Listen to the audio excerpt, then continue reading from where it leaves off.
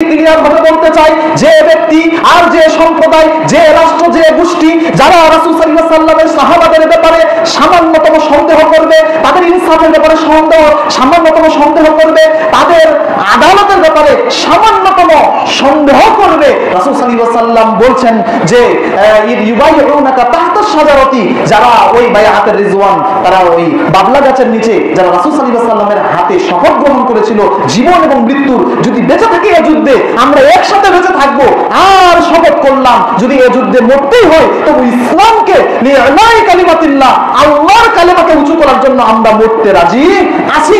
এই শপথ যখন তারা বায়াতুর রিজওয়ানে করে, তখন আসমান থেকে আল্লাহ ওহী নাযিল করে বলছে যে রাদিয়াল্লাহু আনহুম ওয়া রাদু আন, আল্লাহ তাদের উপর সন্তুষ্ট আর তারা আল্লাহর উপর সন্তুষ্ট। আজকের পর থেকে রাসূল সাল্লাল্লাহু আলাইহি ওয়াসাল্লাম সেই সময় স্পষ্ট ঘোষণা করেছেন, আমার সাহাবাদের ব্যাপারে যারা সন্দেহ পোষণ করবে তাদের ঈমান নিয়ে, তারা কোশ্চিন কালেও ইসলামে থাকতে পারবে না, খারিজান আন মিল্লাতিল ইসলাম, তারা ইসলাম থেকে বের হয়ে যাবে।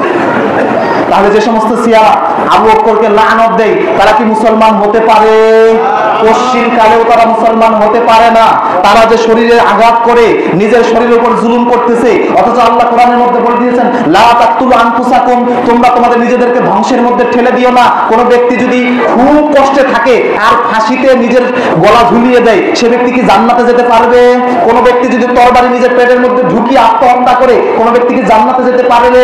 যদি জান্নাতে যেতে পারত, ওই যে মহাবীর যার ব্যাপারে হাদিসের মধ্যে এসেছে, যখন সে দেখতেছে যুদ্ধ করতে করতে আর পারতেছে না, নিজেই তরবারিটা খাড়া করে দিয়েছে আর উপরে চাপ দিয়ে সে ঢুকে গেছে পেটের মধ্যে। সকল সাহাবারা বাহ বাহ করতেছে, এই সাহাবী তো মুজাহিদ, এই সাহাবী তো বীর, সে তো জান্নাত যাবেই যাবে। রাসূল সাল্লাল্লাহু আলাইহি ওয়াসাল্লাম বলছে কোশ্চিন কালে জান্নাত যেতে পারবে না।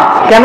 সাহাবারা জিজ্ঞাসা করলো, রাসূল সাল্লাল্লাহু আলাইহি ওয়াসাল্লাম উত্তর দিল, সে নিজে আত্মহত্যা করেছে, কি করে সে জান্নাতে যেতে পারে? যে সমস্ত ওই শিয়াইজমরা হাই হোসেন বলে চিৎকার করে আর মাতম করে, কোশ্চিন কালেও এই অবস্থায় যদি মৃত্যুবরণ করে জান্নাত যেতে পারবে না। আর যে কর্মকাণ্ডগুলো তারা করতেছে এটা ইসলাম আদৌ সমর্থন করে না। সম্মানিত উপস্থিতি, এরপরে আসুন, শোক যে তারা পালন করে, শোক কি ইসলামে বৈধ? জি বৈধ। ইসলামে শোক পালন করা বৈধ আছে। কোন স্ত্রী যদি স্বামী মারা যায় তাহলে সে 4 মাস 10 দিন শোক পালন করতে পারবে, এটা ইসলাম অধিকার দিয়েছে। কেন দিয়েছে তার মূল থিম, কারণটা আমি আপনাদেরকে বলি। একটু দেরি হোক, আলোচনা কি সমস্যা হচ্ছে? 5 মিনিট 10 মিনিট হালকা, আজকেই তো শুরু জাস্ট। সম্মানিত উপস্থিতি, তো যে বিষয়টা আমি ক্লিয়ার করতে চাচ্ছি যে 4 মাস 10 দিন কেন? দীর্ঘদিন তার স্বামীর সাথে সহবাস হয়েছে, জরায়ুতে তো কোনো সমস্যা থাকতেই পারে। যদি অন্য স্বামীর ঘরে যায় বাচ্চার প্রবলেম হবে না? বংশের যে সূত্র রয়েছে এটা নষ্ট হয়ে যাবে। এজন্য তো আল্লাহ রাব্বুল আলামিন এক নারীর জন্য 10 বিবাহ জায়েজ করেন নাই। কিন্তু একজন পুরুষ পারবে, কারণ সেই ভিতরে যে ঝামেলাগুলো এটা নারীর যা আছে পুরুষের তা নাই। জরায়ুতে যে জিনিস যায় সেটা পুরুষের সমস্যা নেই। এজন্য আল্লাহ সুবহানাহু ওয়া তাআলা বলছেন যে এই 4 মাস 10 দিনে যাতে তার জরায়ু ফ্রেশ হয়ে যায়, ক্লিয়ার হয়ে যায়, অন্য স্বামীর জন্য যাতে নিজেকে প্রস্তুত করতে পারে, সেজন্য আল্লাহ সুবহানাহু ওয়া তাআলা এই বিধান দিয়েছেন। সুবহানাল্লাহ, কত সুন্দর বিধান দিয়েছেন। আর একজন নারী হুট করে তার আগের স্বামীকে ভুলতে পারে না, যদিও মারা যায় এই শোক একটু দীর্ঘ সময় ধরে তার থেকেই যায়। এজন্য আল্লাহ রাব্বুল আলামিন একটা লং টাইম সময় তাকে সুযোগ দিয়েছেন। এরপরে সে যদি বিবাহ করতে চায় করবে, না করলে তো নিজেকে সামলাতে পারবে না। এজন্য সে যদি চায় তাহলে সে পরবর্তীতে বিয়ে করতে পারবে, এই অনুমতি আল্লাহ সুবহানাহু ওয়া তাআলা তাকে রেখে দিয়েছেন, তার জন্য রেখে দিয়েছেন। সম্মানিত উপস্থিতি, আর অন্যান্য ব্যক্তি যদি স্বামী ছাড়া মারা যায়, সেটা দাদা হোক, চাচা হোক, আমরা যারা রয়েছি 3 দিন ওই পরিবার যারা রয়েছে, যেই পরিবারে মারা যাবে কোনো সদস্য স্বামী ছাড়া, স্বামী আর স্ত্রী ছাড়া, তাহলে তারা 3 দিনের বেশি শোক পালন করতে পারবে না। 3 দিনের বেশি যদি পালন করে তার চাকরিও যাবে, তার কর্মজীবনও শেষ, সে কি বসে থাকতে পারবে? এজন্য আল্লাহ সুবহানাহু ওয়া তাআলা 3 দিন বলছেন। আর 3 দিনের বেশি তার ওই কষ্টটা আস্তে আস্তে কমে যাবে। সম্মানিত উপস্থিতি, কি সুন্দর বিধান আল্লাহ সুবহানাহু ওয়া তাআলা দিয়েছেন। আর সেই ইমাম হোসেন কত 3 দিন আগে মৃত্যুবরণ করেছে। রাসূল সাল্লাল্লাহু আলাইহি ওয়াসাল্লাম যখন তিনি মৃত্যুবরণ করেন তার কিছু সময় পরে এই ইমাম হুসাইন মৃত্যুবরণ করেন 61 হিজরিতে। কত হিজরিতে? 61 হিজরিতে মৃত্যুবরণ করেন। তাহলে এই আশুরার সিয়াম কত আগে কি করা হতো? পালন করা হতো। আর সেটা পরবর্তীতে শিয়ারা নিয়ে এসেছে, ইমাম হুসাইনের নামে শোক পালন করতেছে, যা আদৌ ইসলাম সমর্থন করে না, আদৌ করে না। তাই আজ থেকে আপনারা যারা আছেন সজাগ হন, সতর্ক হন। আপনারা এক একজন দাঈ ইলাল্লাহ, আল্লাহর প্রতি একজন দাওয়াত প্রদানকারী আপনারা সকলেই। অতএব যাদের এই ভুল ধারণাগুলো রয়েছে, মূল ভুল ধারণা থিম নিয়ে যারা ইসলাম পালন করতেছে আর আদৌ আল্লাহ সুবহানাহু ওয়া তাআলা তাদের ইসলামের এই ইবাদতগুলো কবুল করছেন না, ভুল পথে এখনো আছে, আপনাদের জন্য ওয়াজিব দায়িত্ব হলো তাদের এই ভুলগুলোকে সংশোধন করে দেওয়া। সম্মানিত উপস্থিতি, দুই দিকে দুটো মসজিদ যখন বিভক্ত হয়েছে আর এদিকে আর চারিদিকে আমরা যখন আলাদা হয়ে গেছি, তাহলে আমাদের মূল কাজ হবে আমরা যেখানেই যাব সেখানেই আমাদের বীজ বপন করব।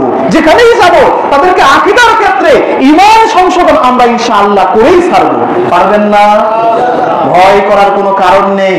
যদি 10টা হানাফি আসে, একটা আহলুল হাদিসের সাধারণ মুসল্লির সাথে সে পারবে না ইনশাআল্লাহ। কারণ আহলুল হাদিসরা দলিলে বিশ্বাসী, তাদের দলিল হচ্ছে পাহাড়ের মতো শক্ত অটল। যতই বিপদ আসুক আর সেই ভূমিকম্প আসুক, সে অটল থাকবে, সে নিজেও অটল থাকবে, পরিবেশকেও অটল রাখবে। পাহাড়ের যেমন বৈশিষ্ট্য, আপনারও ঠিক সেরকম বৈশিষ্ট্য থাকা যায়। এই বৈশিষ্ট্যের মাধ্যমে আপনি একজন যোদ্ধা, সহিহ হাদিসের যোদ্ধা। আপনার এই যুদ্ধে কোনো মানুষ টিকতে পারবে না দলিল আলিদার সামনে ইনশাআল্লাহ। এজন্য সর্বাত্মক চেষ্টা করবেন। যারা শিয়ারা রয়েছে তাদেরকে তো আমরা রুখে দিব ইনশাআল্লাহ। তারা মুসলিম নয়, তারা মুসলিমের নাম দিয়ে ইসলামকে তারা ধ্বংস করছে। সম্মানিত উপস্থিতি, এই বলে আমি আমার কথা সারমর্ম শেষ করলাম। আর শিয়াদের অনেক আকীদা রয়েছে, তার মধ্যে এটা তো একটা বললাম, আরেকটা হলো যে তাদের একজন ইসমাইলি নেতা আছে, ইসমাইলি সম্প্রদায়, তাদের একটা সম্প্রদায়ের নাম হলো ইসমাইলি, আর একটা দুরজি, বোহরা, এগুলো তাদের সম্প্রদায়ের নাম। আরেকটা হচ্ছে ইসনা আশারিয়া। তার মধ্যে ইসমাইলি যারা, ওখানে হচ্ছে আগা খান গোলকা, আপনারা নাম শুনেছেন? আগা খা গোলকা নাম শুনেন নাই? এই ব্যক্তি এদের ভারতে বেশি পাওয়া যায়। কোথায়? ভারতে বেশি পাওয়া যায়। ভারতে শিয়া অনেক, এমনকি পাকিস্তানের শিয়া অনেক। বাংলাদেশের এই ব্যক্তি আসে ওই তাহেরি গ্রুপ, তাহেরি গ্রুপের যিনি, উনি হচ্ছে ইসমাইলি আকীদা বিশ্বাসী। এই তাহেরি গ্রুপের তাদের বিশ্বাসী যারা রয়েছে, এই রমণীগুলো এয়ারপোর্টে যায়। আগা খা গোল্ড কাপ নাম তার হচ্ছে করিম বিশ্বাস। তার নাম কি? করিম বিশ্বাস। তিনি ইসমাইলি শিয়ার একজন নেতা। তিনি ভারতে যান, পাকিস্তানে যান, তারপর ইরানের বিভিন্ন জায়গাগুলোতে যান। তিনি একজন সমাজ সেবী, আমাদের দুনিয়াতে সমাজ সেবী, কিন্তু আমাদের কাছে সমাজ ধ্বংসী একজন ব্যক্তি। সেই ব্যক্তি কি করে? নোবেল পুরস্কার পেয়েছে একাধিকবার। তাকে রাষ্ট্রপ্রধানগুলোর চোখে তার পড়েছে, দেখতেছে বিভিন্ন মানুষকে তিনি আর্থিক সহযোগিতা করেন, গরিব মানুষকে সাহায্য করেন। এই জন্য তো বিভিন্ন রাষ্ট্রপ্রধানগুলো তাকে ডেকে বিভিন্নভাবে পুরস্কৃত করেন। এই ব্যক্তি ভারতে যায়, গিয়ে তার ওজনে স্বর্ণ মুদ্রা পাল্লাতে ভর্তি করে নিয়ে সব লুট করে নিয়ে চলে যায়। মানুষকে বিশ্বাস দিয়েছে কি? মানুষের বিশ্বাস জুড়ে দিয়েছে যে ব্যক্তি তার ওজনের স্বর্ণ মুদ্রা দিতে পারবে সেই ব্যক্তির জান্নাত একেবারেই কনফার্ম। নাউজুবিল্লাহ। এই ব্যক্তি যখন ভারতে যায় তখন ওই ব্যক্তি এখন জিজ্ঞাসা করতেছে, এক পাল্লায় যখন তাকে পোষাইছে, আরেক পাল্লায় যখন স্বর্ণ মুদ্রা মাপা হচ্ছে, তখন যে রাইটার্স তার পাশে থাকে, জীবন বৃত্তান্ত লেখে, তিনি ছিলেন খ্রিস্টান। তিনি এখন বলছেন, স্যার করিম, আপনি যে মানুষদেরকে দিনের পর দিন ধোঁকা দিচ্ছেন, জান্নাতের গ্যারান্টি দিচ্ছেন, আপনি কি আদৌ করেন তা? তখন তিনি আস্তে আস্তে তাকে বলতেছে, তোমার সমস্যা কি? আগে ভারতের মানুষ গরুর পূজা করতো, আলাস্তু মিনাল বাকারা, তোমাকে কি আমার গরু মনে হচ্ছে?